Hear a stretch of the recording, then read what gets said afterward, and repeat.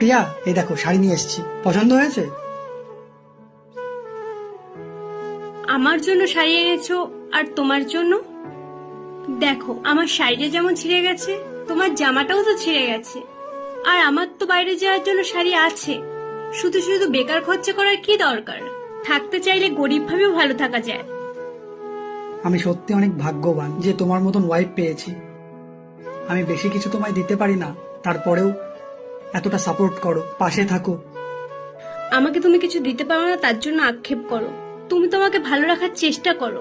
আমাকে কখনো কাঁদাও না, আমার গায়ে হাত তোলো না, আমাকে সম্মান করো। এটাই তো অনেক মেয়ে পায় না। মেয়েদেরকে এগুলো দিলে মেয়েরা কষ্ট পেলেও মানিয়ে নেওয়ার চেষ্টা করে, আর যে মানিয়ে নিতে পারে না সে বউ হতে পারে না। আর তুমি তো বলো আমি ভালো বউ, তাহলে আমাকে তো এগুলো মেনে নিতেই হবে। আমার ভালো বউ। আমিও অনেক ভাগ্যবান যে তোমাকে পেয়েছি। এখন বলো, শাড়িটা পছন্দ হয়েছে তোমার? হুম। চলো।